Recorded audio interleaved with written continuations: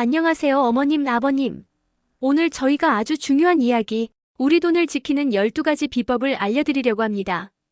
요즘 세상이 참 편리해졌지만 나쁜 사람들은 더 교묘하게 우리 돈을 노리고 있어요. 특히 뉴스에 자주 나오는 캄보디아에 잡혀간 많은 한국 청년들이 보이스피싱, 전화 사기가 우리 어르신들을 가장 많이 노린다고 합니다. 특히 캄보디아에서는 한국 국민들 대상으로 사기치기가 제일 쉽다고 합니다. 이유는 한국이 인터넷 환경이 너무 좋고 온라인에서 신규 대출, 송금 통장 만들기 등 모든 게 쉽다고 하고, 그래서 보이스피싱 하기가 좋은 금융 환경, 즉 틈새를 노리고 있기 때문입니다. 게다가 이 사기 조직들이 이제는 캄보디아 같은 멀리 해외에 자리를 잡고 우리 한국인 통장을 해킹하려고 틈만 노리고 있답니다. 그것도 과거처럼 조선족 사투리로 사기를 치는 게 아니라 우리 한국 청년들을 이용해서 유창한 한국어로 목숨을 걸 수밖에 없는 환경 속에서 사기를 치기 때문에 우리 어르신들이 안 당할 수가 없는 겁니다. 하지만 걱정 마세요. 저희가 오늘 은행에 가서 딱 12가지만 안전장치를 걸어두는 방법을 아주 쉽게 알려드릴 겁니다. 이 12가지 방어막은 철벽과 같아서 해외 사기꾼들이 절대 뚫기 힘들어요. 자, 이 12가지 황금 같은 비밀번호 지금부터 천천히 따라오세요. 꼭 해야 할 첫 번째, 입금 계좌 지정 서비스. 이것은 내 돈에 친한 사람 전용 문 만들기입니다. 어머님, 아버님, 그리고 어르신들은 평소 돈을 보내는 분들은 거의 정해져 있죠?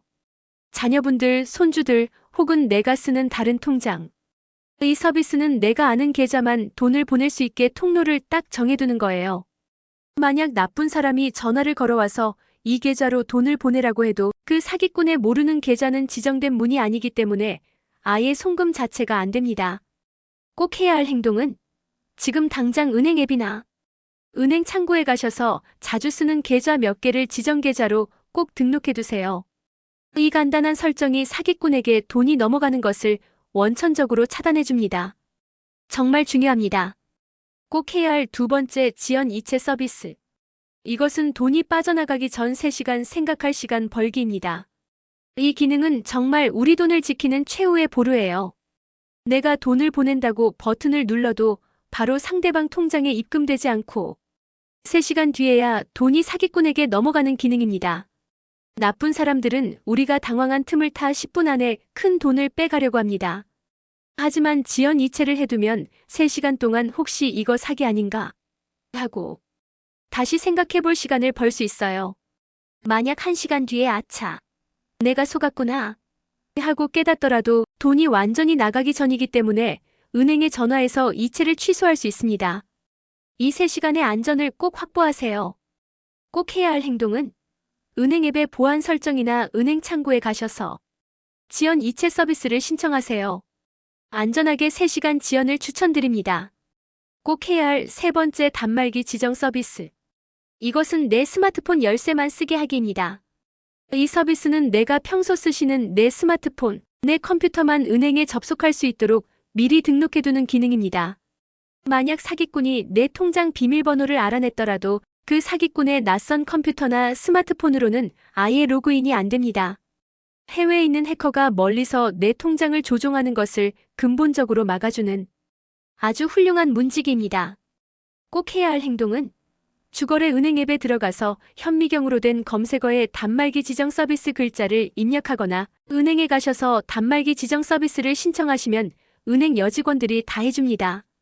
꼭 해야 할 네 번째, 대출 실행 차단, 여신거래 안심 차단. 이것은 나도 모르게 빚지는 일을 절대 막기입니다. 이것은 돈을 빌리려면 반드시 내가 직접 은행 창구에 와서 도장을 찍어야만 한다고 은행에 못을 박아두는 것과 같아요. 보이스피싱은 내 정보를 훔쳐서 나도 모르는 온라인으로 대출을 받게 만드는 수법을 씁니다. 이 설정을 해두면 나쁜 사람들이 내 정보를 훔쳤더라도 신용대출이나 카드론 같은 돈 빌리는 거래를 아예 할 수가 없습니다. 꼭 해야 할 행동은 대상 은행 앱의 보안 메뉴나 가까운 영업점에 가셔서 여신거래 안심 차단 서비스를 반드시 신청하세요. 꼭 해야 할 다섯 번째, 해외 접속 IP 차단. 이것은 캄보디아 해커를 원천 봉쇄하는 기능입니다. 요즘 사기 조직들은 캄보디아, 미얀마 같은 해외에 거점을 두고 우리의 계좌를 해킹하려고 시도합니다. 이 서비스는 해외에서 내 통장으로 접속하는 모든 시도를 은행이 아예 차단해버리는 기능입니다. 이렇게 해두면 캄보디아 같은 먼 나라에서 내 계좌를 해킹하려고 해도 원천적으로 막혀서 로그인이나 돈을 빼가는 시도 자체가 불가능해집니다. 꼭 해야 할 행동은 해외여행을 가실 일이 없다면 당장 은행에 해외 IP 차단 서비스를 신청하세요. 혹시 해외여행을 가실 때만 잠깐 해외 접속 IP 차단을 풀었다가 귀국하시면 반드시 다시 설정하는 것만 잊지 마세요. 꼭 해야 할 6번째 비대면 계좌 개설 차단 서비스. 이것은 나도 모르는 통장 생성을 금지하는 것입니다.